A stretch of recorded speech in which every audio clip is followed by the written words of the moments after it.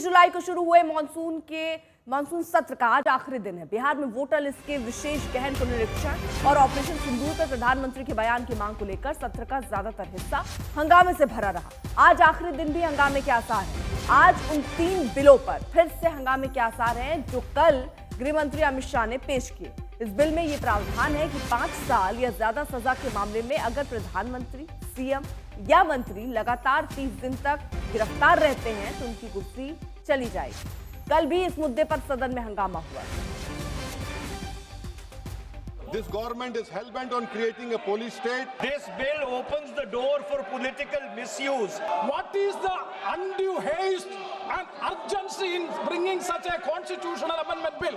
When he was the Home Minister of Gujarat, he had been arrested, sir. Whether he took the morality of that point of time? मैं तो इस्तीफा देकर गया था और मैं तो चाहता हूँ कि ये नैतिकता के मूल्य बढ़े। हम ऐसे निर्लज्ज नहीं हो सकते। This bill is to threaten the people like Nitish Kumar and Chandrababu Naidu. अपनी पार्टी, अपने नेता आदरणीय अखिलेश जी की ओर से पुरजोर विरोध करता हूँ। Tomorrow you can put any kind of case on a chief minister and put him in jail for 30, have him arrested for 30 days without even him being convicted, and then he ceases to be chief minister. It's there plain for everybody to see. So I think that it's absolutely wrong. It's anti our constitution. It's against our constitution. It's undemocratic.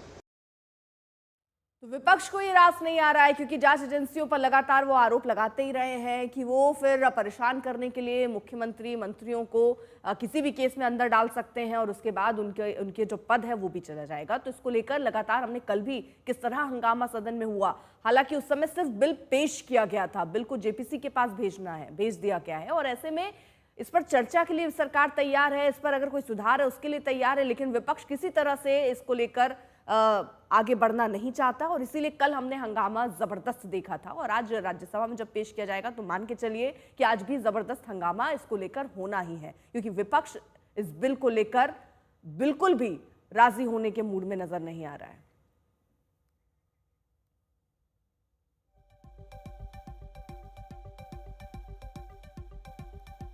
Himanshu Mishra हमारे साथ हमारे सहयोगी और जानकारी के साथ जुड़ चुके हैं। हिमांशु, अब ये एक ऐसा मुद्दा है जिस पर कोई विपक्ष आम सहमति तो बनाने वाला नहीं है। जेपीसी में भेज तो दिया गया है, किस तरह के सुधार की मांग हो सकती है? देखिए, जब आप बिल को स्वीकार नहीं कर रहे तो सुधार तो दूर की बात हो गई।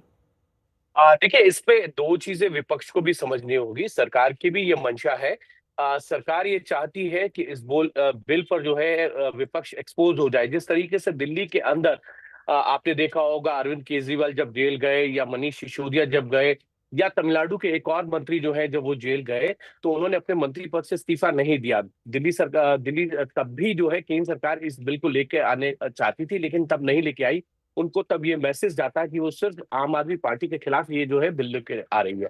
अब सरकार जिस तरीके से बिल को लेके आई है, विपक्ष इसका विरोध कर रहा है, लेकिन विपक्ष को ये भी मालूम है कि संविधान में संशोधन यानी कॉन्स्टिट्यूशन में अमेंडमेंट के लिए जो है दोनों ही सदनों में जो है 2/3 मेजोरिटी जो है वो चाहिए होती है, जो सदन के अंदर 50% से ज्यादा की उपस्थिति में चाहिए होती है। तो ये विपक्ष को भी मालूम है कि 2/3 मेजोरिटी सरकार के पास दोनों सदनों में नहीं है। ऐसे में बिल्कुल, तो फिलहाल देखिए आज आखिरी दिन भी है। बहुत बहुत शुक्रिया हिमांशु तमाम जानकारी के लिए।